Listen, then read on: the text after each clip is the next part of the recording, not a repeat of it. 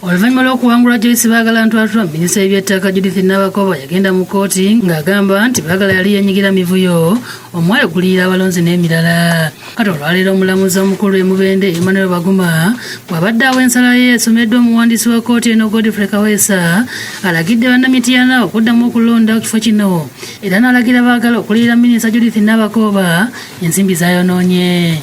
Obuwanguzi bwa Joyce Baagala ntwatula babusazizzaamu kubanga kizuuliddwa nti Joyce Baagala yawaayo enguzi yagulirira abalonzi okufuna obuwanguzi obwo therefore alina okusasula costs nasasula Honorable Judith Nabakooba ne election petition. Nabakooba agambye nti mbuweereza bweyaze ng'ayagala okulondoola ensonga ezikwata ku muntu wa wansi era nga singa dda mu palamenti agenda kukitwala mu maaso. Nga tubaweereza ngera bwe mbadde nkikola okulaba ng'ekitundu kyaffe kisoosowazibwa kidde ku maapu.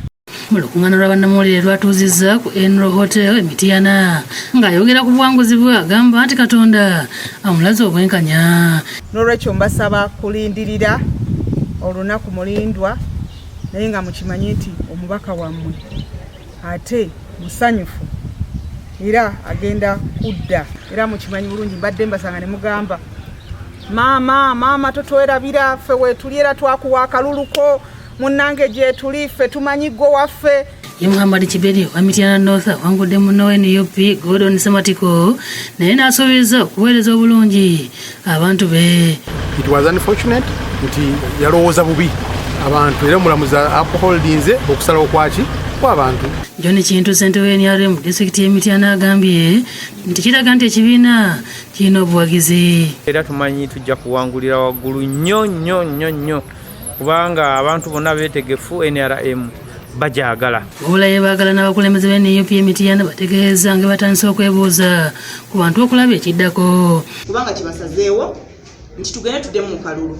N'olwekyo nze neesiga abantu bonna bankubidde amasimu bagamba nti ono tumwesobolera. Tukkiriza nti kkooti yammwe ategenda kulamuza busungu bulungi.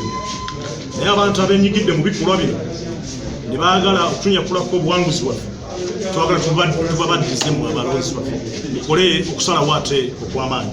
Basinzidde ku ofiisi yaabwe mu lukuŋŋaana lwa bannamawulire ne balaga obutali bumativu ku nsala ya kkooti. Omulamuzi agamba nti Baagala Joyce ntwatwa yagulira abalonzi naye nga mu kkooti mwenna mwaliyo era mmanyi records zikyaliwo bwina akyaliwo ng'omukyala yawaaba nga talina bujulizi bulaga nti waaliwo ekintu kyonna ekyakolebwa mu kalulu. Luka Kajiri yakusakidde eggulire lino.